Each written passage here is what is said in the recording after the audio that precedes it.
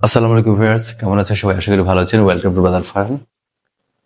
আমার এই পেজে অনেক ভিডিও আপনারা দেখেছেন, জানি না উপকৃত হয়েছেন কিনা।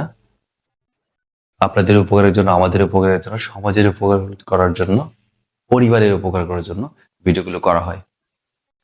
তো এই ভিডিওটা আশ্বস্ত করছি অবশ্যই উপকৃত হবেন। একটা কঠিন হাদিস বলি,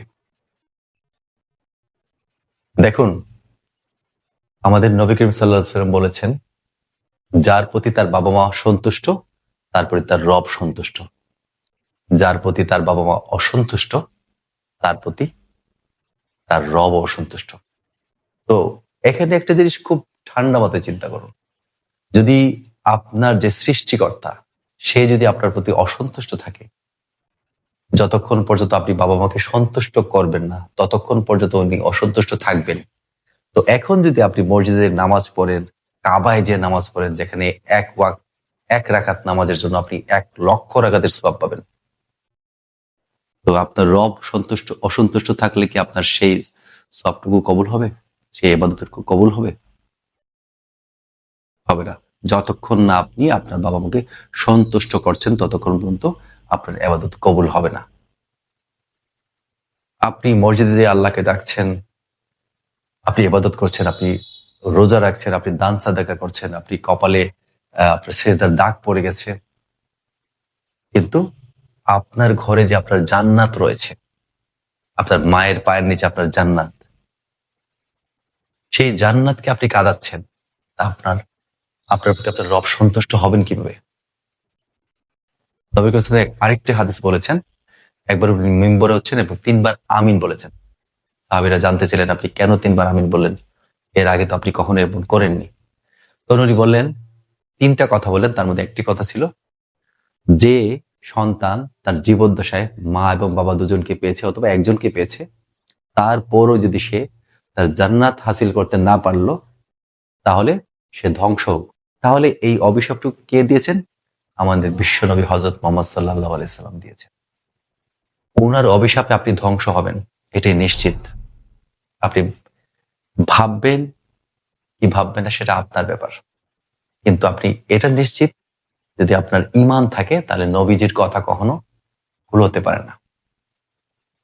আরেকবার একজন সাহাবী জিহাদে যাওয়ার জন্য বলেছিলেন নবী করিম সাল্লাল্লাহু আলাইহি ওয়াসাল্লাম। জিহাদ একটা সর্বোচ্চ পর্যায়ের একটা সওয়াবের কাজ।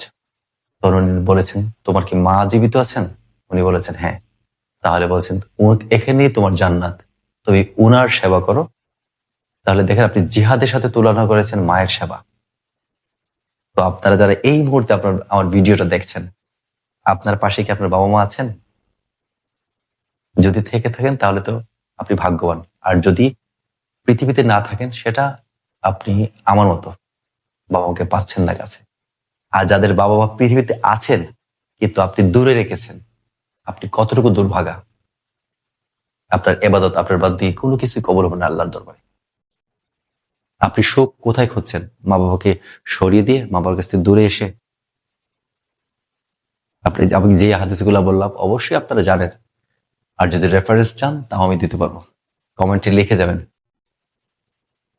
যাদের বাবা মা পৃথিবীতে বেঁচে আছেন তারা তো সৌভাগ্যবান, যাদের বাবা মা বেঁচে নেই তারাও সৌভাগ্যবান।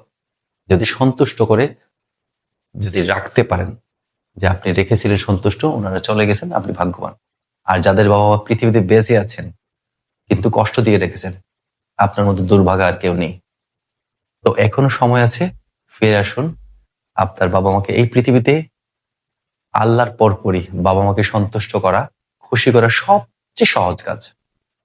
আপনি আপনার সন্তান, আপনার ওয়াইফকে নিয়ে আপনি দূরে আছেন, কিন্তু যার কারণে আপনার স্ত্রীকে পেয়েছেন, আপনার সন্তানকে পেয়েছেন, আপনার এই রক্ত মাংস যাদের শরীর থেকে তৈরি হয়েছে, ওনারা আজকে কোথায়?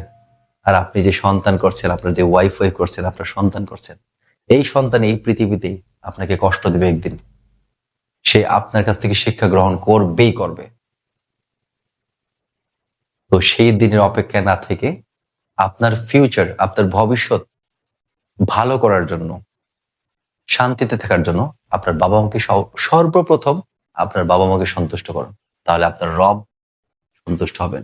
যদি আপনার রবের সন্তুষ্টি চান, আপনার বাবা মাকে আজকেই এই মুহূর্তেই সন্তুষ্ট করার চেষ্টা করবেন। আর যদি আপনি এখনো মতো আপনার বক্র মন নিয়ে বসে থাকেন, তাহলে আপনি জেনে রাখুন আপনি দুর্ভাগা, আপনি দুর্ভাগা, আপনি দুর্ভাগা। যারা বাবা মাকে ভালোবাসেন কমেন্ট সেকশনে লিখে যাবেন। আমি জানি অবশ্যই সবাই ভালোবাসেন। সময় না থাকলে লেখার দরকার নেই। আমি জানি হয়তো অনেকে ব্যস্ত থাকতে পারেন। আসসালামু আলাইকুম, ভালো থাকবেন সবাই।